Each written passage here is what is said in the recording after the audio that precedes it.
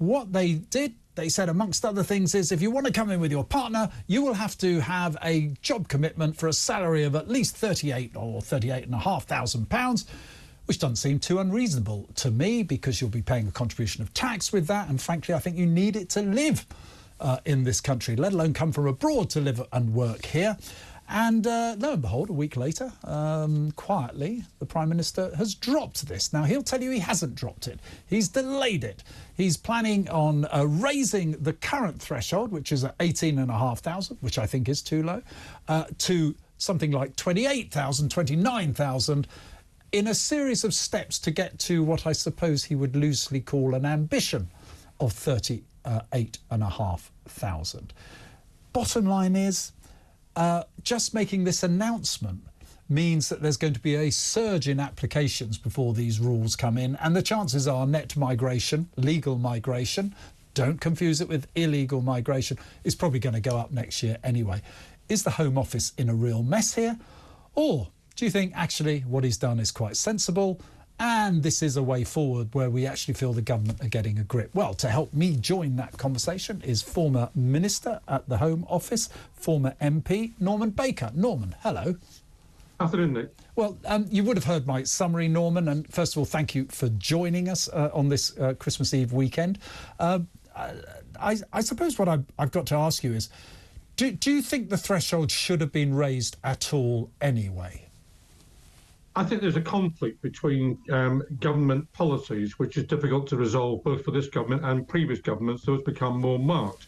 And the conflict is this: the wish to reduce migration, whether legal or illegal, will have an impact on the economy, because the way we've constructed our economy over 20, 30, 40 years has been to rely disproportionately, perhaps, on people coming from somewhere else in the world to do jobs which either we're not trained to do or don't want to do, particularly in the NHS, in the social care sector, and in agriculture. So the consequence of any steps to reduce legal migration is to make those sectors of society short of work.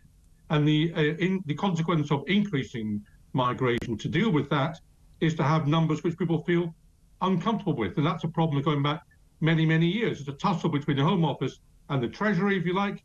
And, it's a tug of war. Sometimes one side wins more than the other side. I suppose you will know this more than many, many other people. The truth is, with any sort of issue that government's confronted with, and particularly immigration, you've got quite limited levers to pull to try and reach, if you like, that balance that you're talking about. And the threshold, it strikes me as one of the more obvious levers to do. But isn't the big failure of government, and you've generously said it's gone back over 20 or 30 years, but I'll be harsher, the failure of the last 13 years, that we have not really changed the economy so that the supply side, the skills, the labour, even the unskilled labour, has been designed and motivated to work in the country, because we've got so many economically inactive people. Well, we've got a lot of economically inactive people, and those people who haven't been trained properly to take up roles which require particular skill sets. But they're not all skilled. I think that's my point, isn't it? We've got a system that holds... We got, of all the... just to clarify, sorry to interrupt you, but of all the economically inactive, there's nearly 2 million who say they want to work. It doesn't, therefore, sort of make sense that they're not working. Is that a result of the social security system, or just the British taste they don't want to do some of the jobs on offer?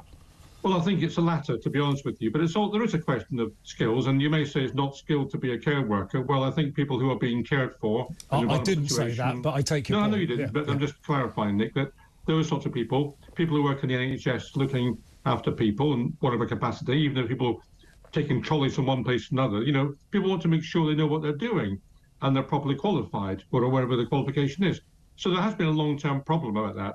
This isn't unique to Britain, by the way. We've had it for many, many years. When I was in Germany, they had Gastarbeiter, which is guest workers who came across from Turkey and would work there, then go home again after a period of years, having accumulated some money, to help their families. By the way, Norman, as Auf Wiedersehen Pet, that very famous series back in the 80s, I think it was, maybe 70s, we had Brits doing it, going over to Germany.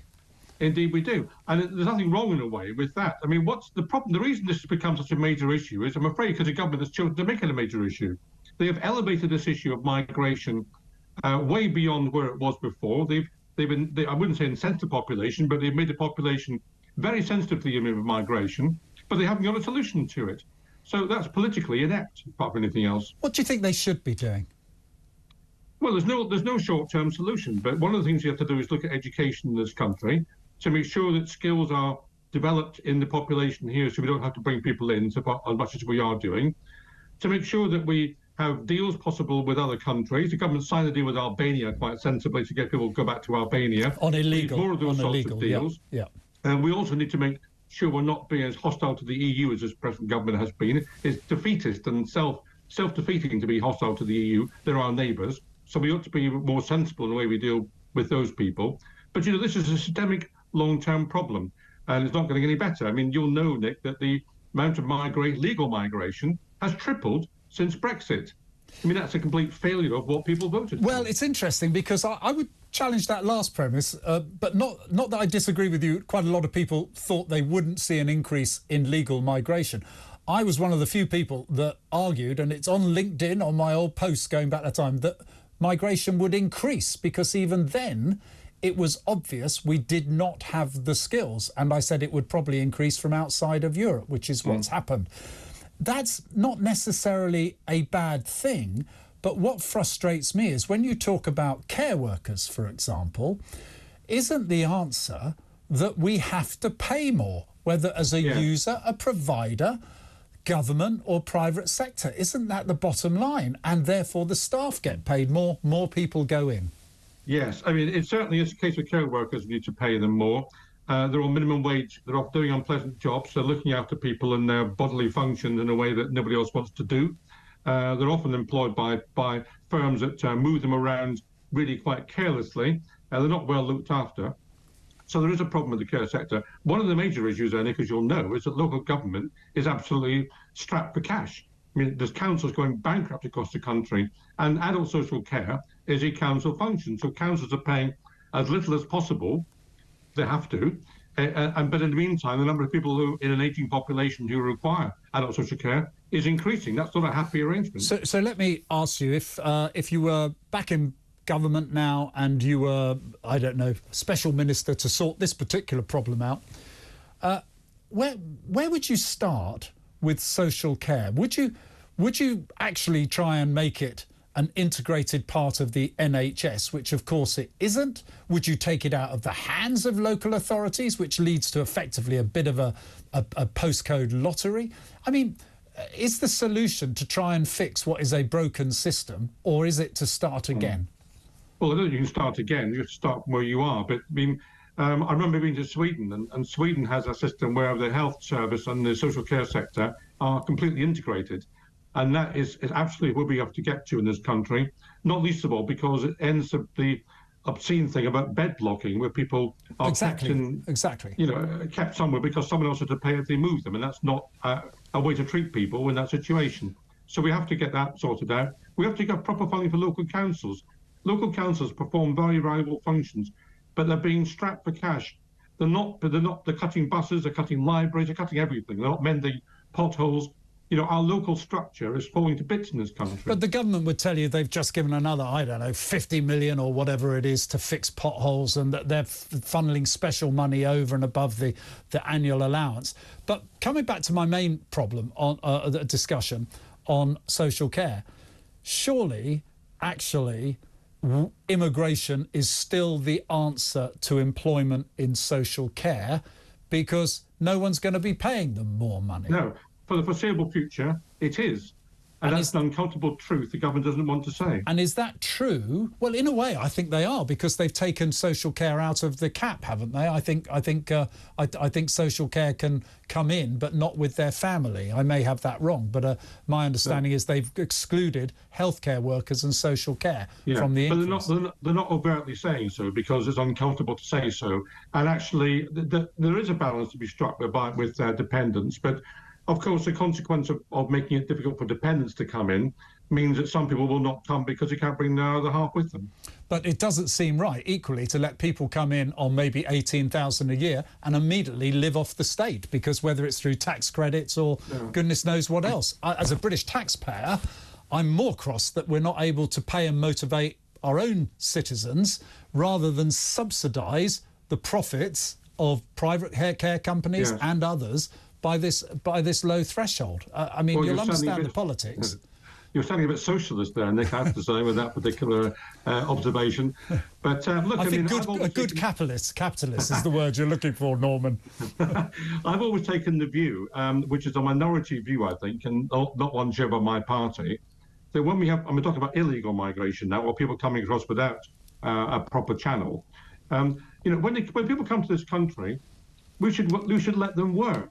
We should let them work and contribute and pay taxes and make sure that while they're here, they contribute to society, which also reduce the cost in the public purse. The challenge with that, as you know, is it would be, then we'll have even more people coming in illegally. Why aren't they using the legal rights of entry to come in? And isn't it putting at a disadvantage those people who've come here to work legally? Well, first of all, I don't think that the present system deters people from coming here at all. What deters people, if anything, is the steps taken to prevent them arriving, and that would not change. So that's not a problem. The other thing you have to do in conjunction with any suggestion that we change the arrangements is to get the Home Office functioning properly. I think I'm right in saying... Oh, come on, you know that's never going to happen. What would you do to fix it? Come on, Why isn't Norman. it been happening? I mean, we can't just give up on it. Look, I think 1% only, if I think I'm right in saying, of people who arrived by unorthodox means last year were actually been treated and dealt with. I mean, that's an appalling statistic.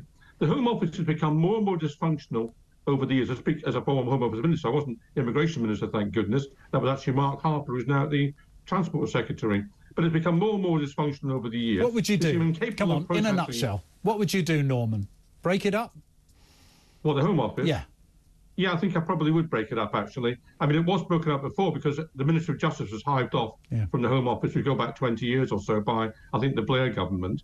But it's far too large and unwieldy. It's got the wrong atmosphere. You know, I came from the Department for Transport across the Home Office when I moved ministerial positions. The Department for Transport was a happy ship. Everybody was smiling. They got things done. The Home Office was like a morgue. Yeah, but also, Norman, in transport, you don't have, as they do in the Home Office, civil servants suing the government that employs them effectively because they don't like the policies. I mean, that's bonkers, isn't it? Well, you don't, because there was a good relationship between ministers and civil servants at the Department of Transport, and there wasn't at the Home Office. But they should be doing that. Their job is to implement. Can you imagine if your civil servants had turned around to you and said, we don't agree, Minister? They do implement, but you have to keep people, a good manager will keep people on board, not antagonise them. And the relationship between the civil servants and ministers in the Home Office is very poor indeed. And, that's part of the problem. Listen, very good to talk to you, as ever. Thank you for your insights and thoughts on the subject. Norman Baker, former Minister at the Home Office and Liberal Democrat who accused me of being a socialist.